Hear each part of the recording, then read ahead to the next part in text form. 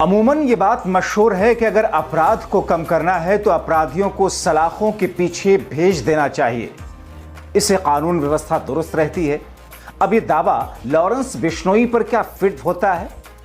बहुत स्वागत है आप सभी का। मैं हूं जब्बार खान और आप देख रहे हैं वांटेड। वो कुख्यात है, जेल से बाहर था तो उत्पात मचा रहा था, लेकिन ये जेल के अंदर है तो भी उसका आतंक कम नहीं हो रहा। जी हां, पहले सिद्धू मूसेवाला, फिर उसके बाद सलमान खान और अब एपी ढिल्लो। कुख्यात गैंगस्टर लॉरेंस बिश्नोई भले ही गुजरात के साबरमती सेंट्रल जेल में बंद हो, लेकिन सलाखों के बाहर भी उसका आतंक जारी है।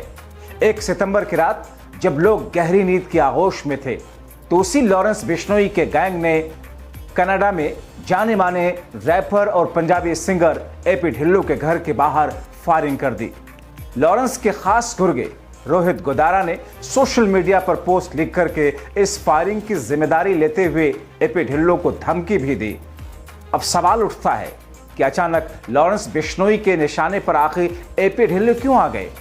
एपी ढिल्लो से बिश्नोई गैंग की क्या दुश्मनी है? इस नई दुश्मनी की कहानी जानने से पहले आपको बताते हैं कि एपी ढिल्लो कौन है। दरअसल पंजाब के गुरदासपुर जिले में मुलियावाल के रहने वाले अमृतपाल सिंह ढिल्लो उर्फ AP Dhillon Punjabi music industry में जाना पहचाना नाम है। बॉलीवुड सितारों जिसमें जानवी कपूर और अनन्या पांडे से लेकर के आम दर्शकों तक ढिल्लो के चाहने वालों की एक लंबी फहरिस्त है। अमृतसर के इंजीनियरिंग कॉलेज से डिग्री लेकर सिविल इंजीनियर बने ढिल्लो फिलहाल कनाडा के वैंकूवर में रहते हैं। उन्होंने साल 2019 में अपने साथी सिंगर शिंदा कहलो के साथ मिलकर के रनअप रिकॉर्ड्स की, जिसकी शुरुआत की।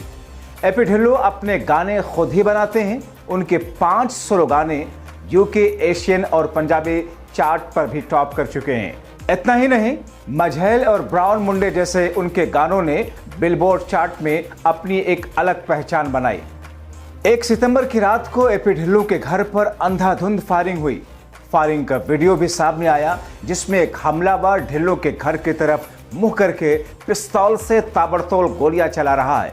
इस फायरिंग के बाद रोहित गोदारा के नाम से सोशल मीडिया पर एक पोस्ट सामने आया। हालांकि आधिकारिक तौर पर इस पोस्ट की पुष्टि नहीं हो पाई, लेकिन इसमें जो कुछ लिखा है उसने दुश्मनी की पूरी कहानी बयां कर दी। पोस्ट में लिखा है, सभी भाइयों को राम राम। 1 सितंबर की रात को हमने कनाडा में 2 जगहों विक्टोरिया आइलैंड और टोरंटो के वुड ब्रिज में फायरिंग की है। मैं लॉरेंस बिश्नोई गैंग का रोहित गोदारा फायरिंग की इन दोनों घटनाओं की जिम्मेदारी लेता हूं।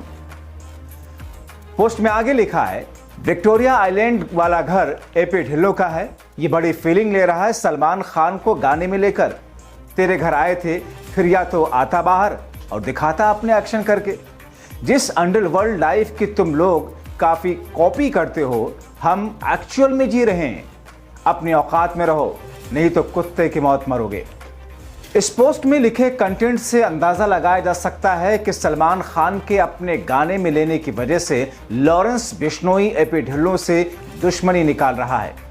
दरअसल हाल में ही एपी ढिल्लो ने अपना नया गाना ओल्ड मनी रिलीज किया। इस गाने में बॉलीवुड एक्टर संजय दत्त के साथ साथ सलमान खान भी हैं। इससे पहले 14 अप्रैल को मुंबई के बांद्रा में सलमान खान के घर गैलेक्सी अपार्टमेंट पर भी ठीक इसी तरीके से फायरिंग की गई। इस फायरिंग को लॉरेंस बिश्नोई के गैंग ने ही अंजाम दिया था।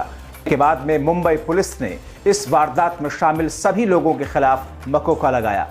पिछले 1 साल से घटनाक्रम देखें तो लॉरेंस बिश्नोई गैंग के कई हाई प्रोफाइल मामलों में शामिल होने की बातें रही हैं।